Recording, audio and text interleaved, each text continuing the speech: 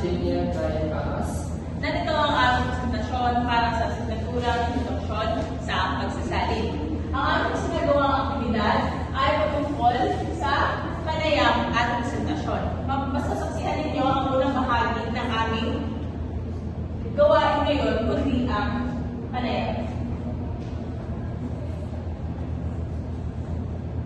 Para sa henerasyon mula sa kultura ng mga dayuhan, mahirap ang magsalita o magsulat ng tuwid ng Pilipino. Pero ngayong buwan ng wika, may payo ang mga eksperto.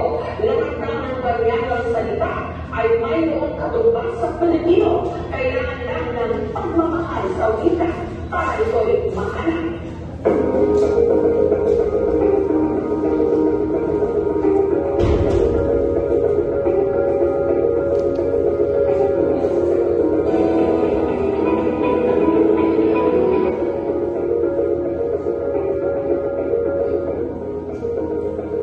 Ang dalawang pangkalahatang uri ng pagsasalin, singing at agham.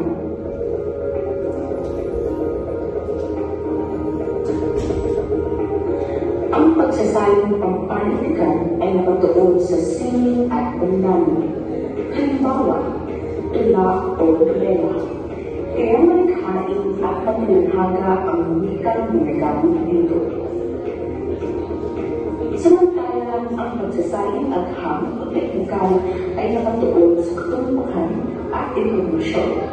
Halimbawa, manual o balita. Kaya balita, tiyak at walang pag-ibigoy ang mga salita neto.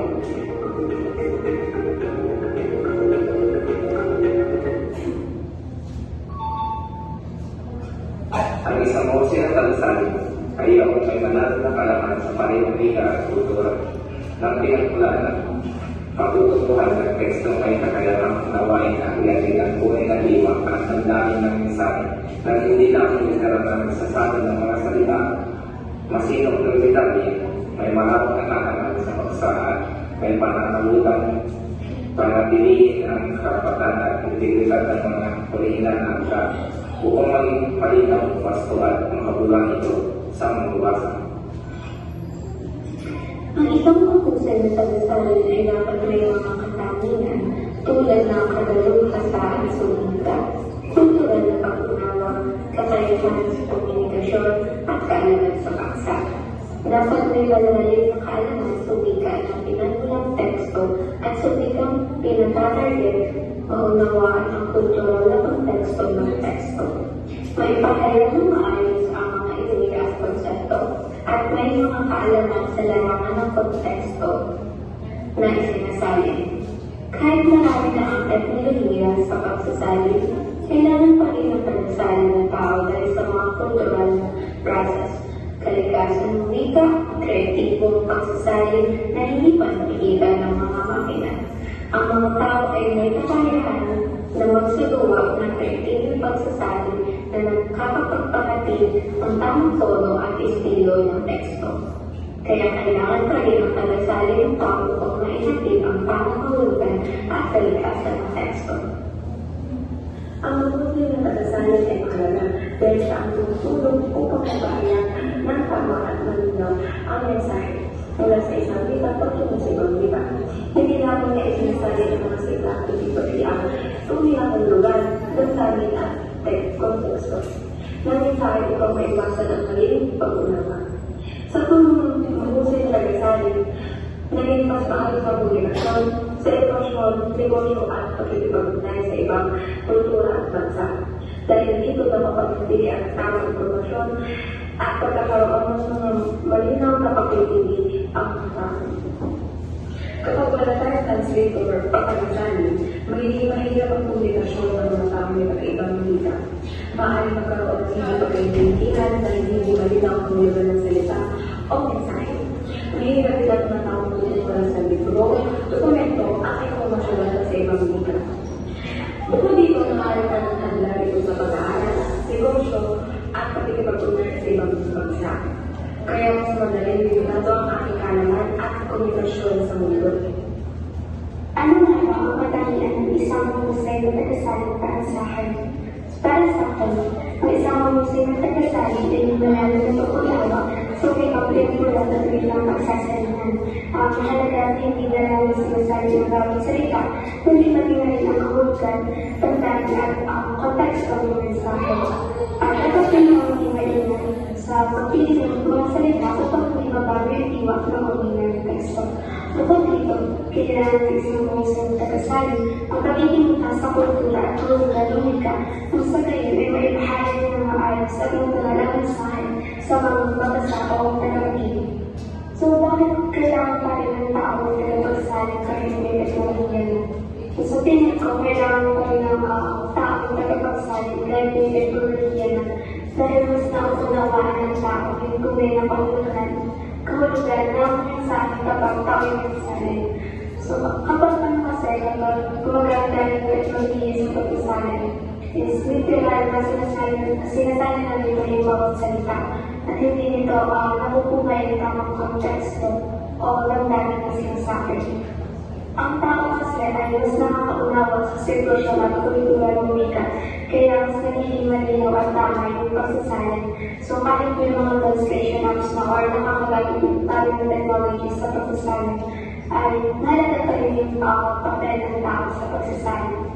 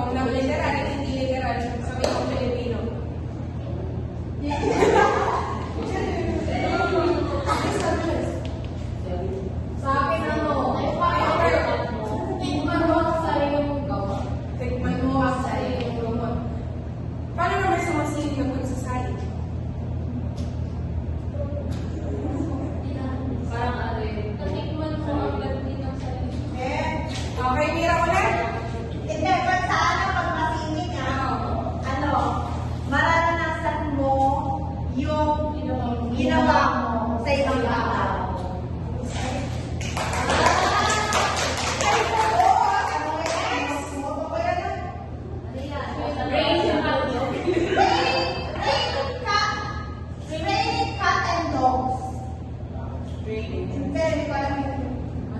Raining cats and dogs. Yes. Umuulan na nga sa...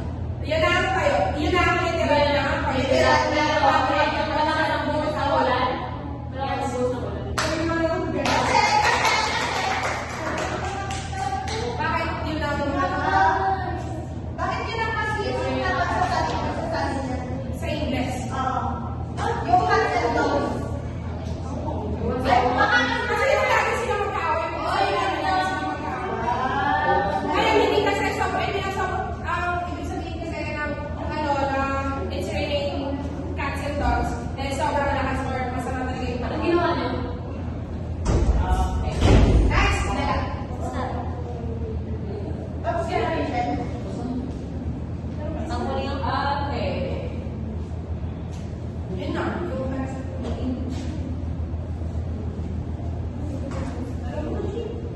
Ayan.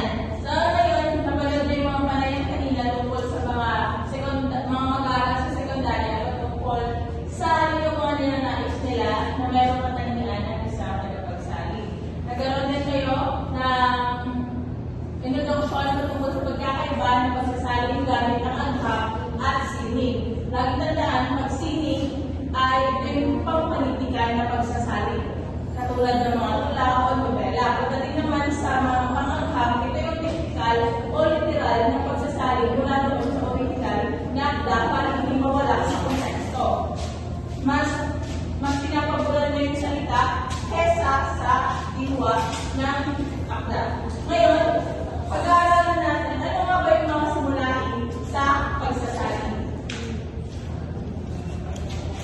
Malalaman natin dito ang ganap na pag-unawa sa pagkukuha ng original na akda, ganap na malaman sa source language, ang target language, iwasan ng tumbasang salita sa salita, word for word, paggamit ng anyo ng salita sa madaling maunawaan, at paglalapan ng angkop ng himig o tono ng original. Sa ganang ng pagpunawa sa mahulugan ng original na akda, dapat is inaalam ng tagasalin ang context ng sinasalin niya. Kasi kapag mali ang pagkakaintindi niya, magkakaroon ng maling impormasyon sa mababasa.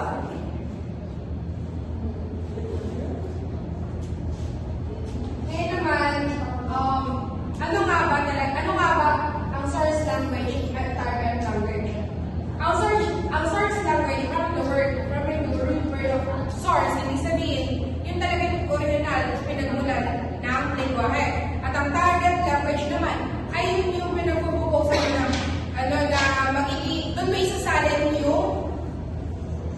doon may isasalin yung extent. Halimbawa, yung I love you. Ano ng source language nun?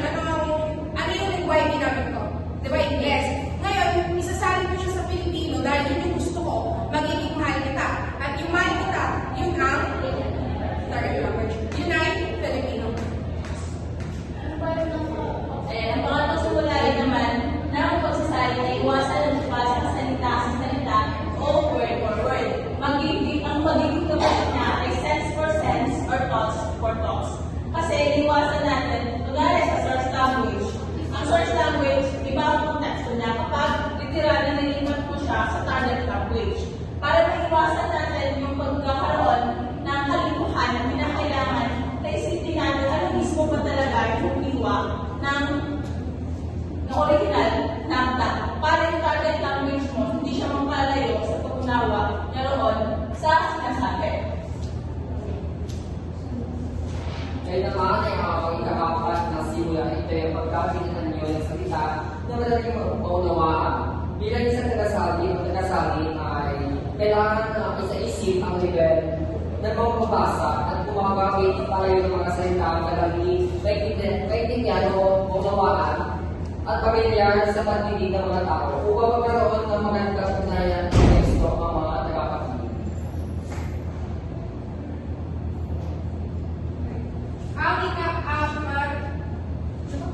ika-apat na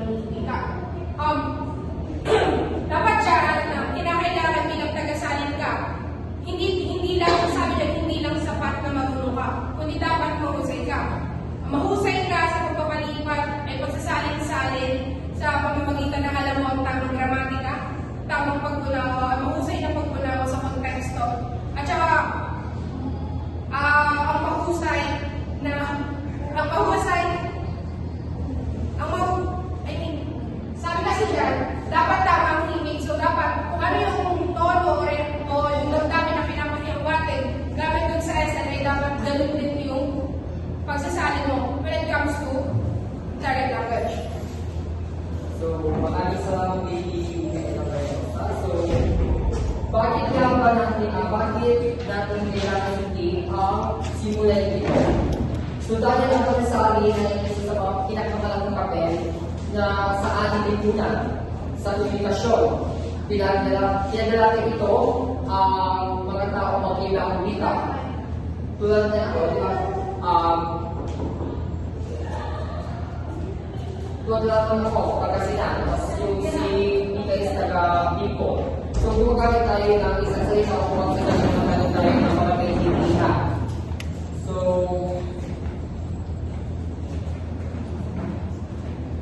sa edukasyon naman, nagbibigay ito ng access sa mga bagong katanungan sa ibang bansa at sa negosyo at turismo. Ito ang tulay para sa pagbulan ng ating ekonomiya.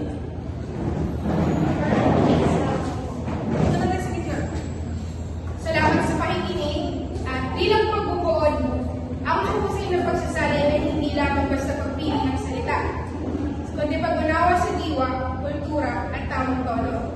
Dito nagtatapos ang aming ulat at maraming salamat sa inyong pakikinig. Welcome to Consulting